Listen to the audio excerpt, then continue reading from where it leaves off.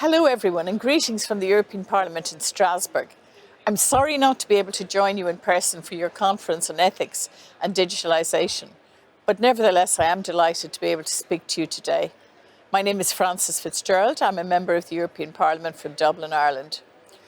A lot of my work here focuses on women's rights and gender equality, and I'm currently co-rapporteur on the EU's first piece of legislation to tackle gender-based violence, the Directive to Combat Violence Against Women and Domestic Violence. In the heart of our European societies, unfortunately, violence against women persists as an alarming epidemic. While traditional forms of violence such as femicide or rape have long haunted our communities, the digital transformation has brought a new form of threat that extends beyond the physical realm to the digital one. However, legislation has not yet caught up with the reality of such threats in most EU member states. Hence, the Directive on Combating Violence Against Women seeks to take action in this area.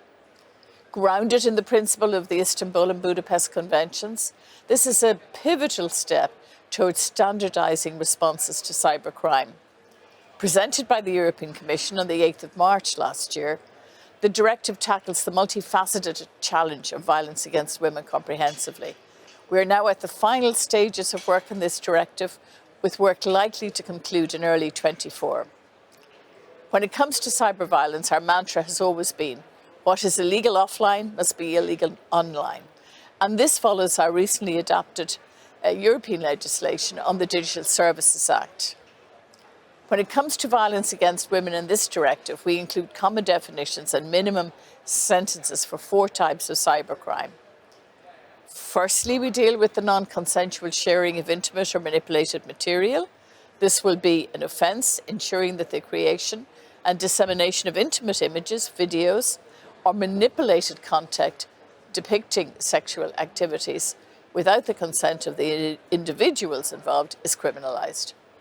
This type of violence is alarmingly common. In my own country of Ireland in 2020, over 100,000 images of Irish women and girls were shared online.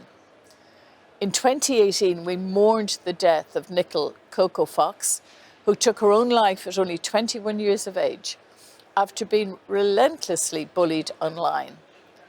As a consequence of her case and many more, Ireland legislated for this crime.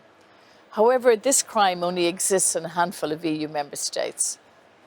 Given its prevalence as an emerging area of crime, it's clear that more must be done in this area. As I mentioned before, it wouldn't be done in person, so how is it acceptable to do it online? We have also addressed the criminalisation of cyber-stalking, subjecting another individual to surveillance without their consent. This practice is a pivotal element of coercive control, often used in cases of intimate partner violence. Shockingly, data from the European Institute of Gender Equality reveals that 7 in 10 women who have fallen victim to cyber-stalking have also endured some form of physical or sexual violence from an intimate partner. This does underscore the interconnected nature of online and offline violence, emphasising the need for decisive legal measures to break this very harmful cycle. Stalking is already a crime. Why should cyber-stalking be any different? Beyond these, the directive addresses cyber harassment and cyber incitement to violence or hatred. Though victims of these crimes may not endure physical violence, of course the psychological impact is profound.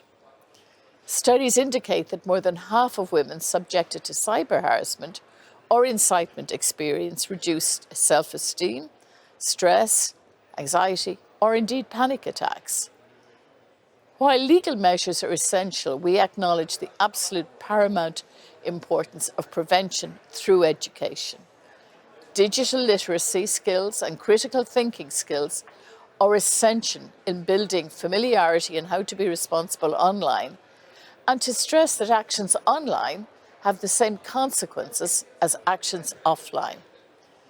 Equally important is empowering the silent majority, those who are the third parties to the violence, to respond effectively when witnessing or encountering such conduct. Reporting non-consensual sharing of intimate images at an early stage, for example, can significantly mitigate the harm caused. Addressing how to remove damaging content online is also taken into account, with the focus being on prompt removal. Crucially, the directive recognises that the disproportionate impact of these crimes on women is a consequence of a deeply ingrained misogynistic culture. So to counter this, we must prioritise ending victim blaming, shifting the focus away from what the victim could have done differently and towards holding perpetrators accountable. I hope that gives you a flavour of the directive, and in conclusion, I hope we will conclude work on this directive soon, leading to a very robust piece of legislation which will be swiftly implemented. While it is a significant cause for concern that violence against women is not decreasing, but increasing, as well as changing forms, it is clear it must be an absolute priority for governments at all levels if we are to reduce the level of such violence in our societies. I think we can reach that goal and become the first continent in the world to eradicate violence against women, but it will certainly require a sustained whole-of-society approach to achieve this. The directive will be a significant step in achieving this goal. So thank you once again for having me here today with you, and the very best of luck with the remainder of the conference.